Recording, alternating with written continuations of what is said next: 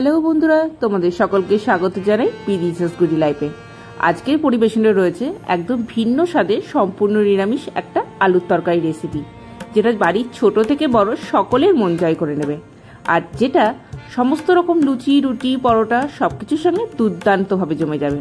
তাহলে দেরি না করে ঝটপট দেখে নাও রেসিপিটা। আজকের রেসিপির ধনিয়া আলু বানাবার জন্য লাগছে 250 গ্রাম আলু, লাগছে 1 মুঠো ফ্রেশ ধনে পাতা, লাগছে কাঁচা পাকা লঙ্কা 4 থেকে 5টা, আর লাগছে 2 চামচ আদা বাটা, আর লাগছে গোটা জিরে, গোটা ধনে পরিমাণ মতো।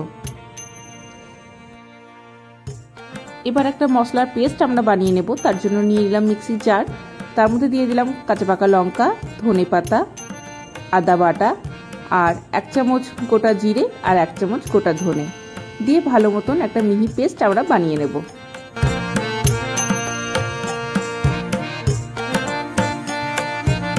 দেখে নাও মশলাটা খুব সুন্দরভাবে পেস্ট হয়ে গেছে। এবার কেটে রাখা আলুগুলোকে সেদ্ধ করে নেব। তার জন্য কুকারের মধ্যে জল দিয়ে দিলাম, তার মধ্যে দিয়ে দিলাম কেটে রাখা আলুগুলোকে।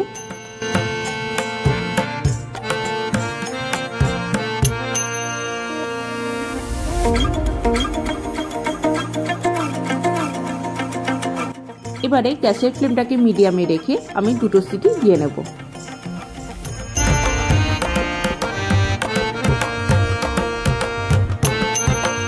সেদ্ধ আলুগুলোকে আমি খোসা ছাড়িয়ে পরিষ্কার করে নিয়েছি।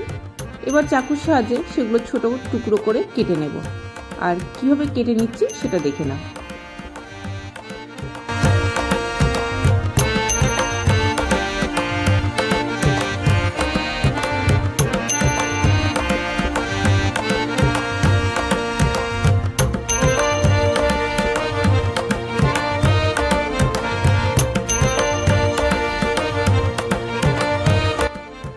এবারে গ্যাসে কড়া বসিয়ে তাতে দিয়ে দিলাম 3 থেকে 4 চামচ মতো সর্ষের তেল।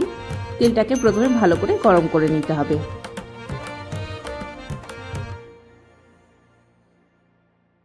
তেলটা গরম হয়ে গেলে তার মধ্যে দিয়ে দিলাম সামান্য গোটা জিরে আর সামান্য গোটা ধনে ফোড়নের জন্য। ফোড়নটাকে গ্যাসের ফ্লেমটাকে হাই রেখে ভালো মতন ভেজে নিতে হবে। ফোড়নটা ভালো মতন ভাজা হয়ে গেলে তার মধ্যে দিয়ে দিলাম করে রাখা মশলার পেস্টটা। এবারে দিয়ে দেব প্রয়োজন মতো লবণ, হলুদ আর সামান্য একটু চিনি স্বাদের জন্য। এবারে মশলাটাকে ভালো মতন কষিয়ে নিতে হবে তেল ছাড়া পর্যন্ত, আর এই সময় কিন্তু গ্যাসের ফ্লেমটা হাইয়ে থাকবে।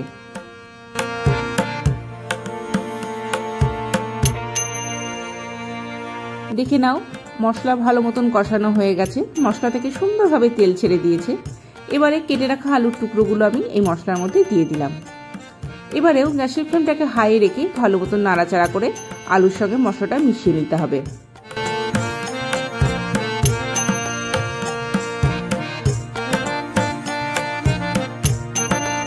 মশলার সঙ্গে আলুটা ভালোভাবে মিশে গেলেই কিন্তু এই ধনিয়া আলুর রেসিপি একদম রেডি টু সার্ভ। তো বন্ধুরা, কেমন লাগলো অবশ্যই জানাবে। এই ধনিয়া আলু রেসিপি একদম ভিন্ন স্বাদের একটা আলুর রেসিপি তোমাদের সঙ্গে আজকে শেয়ার করলাম।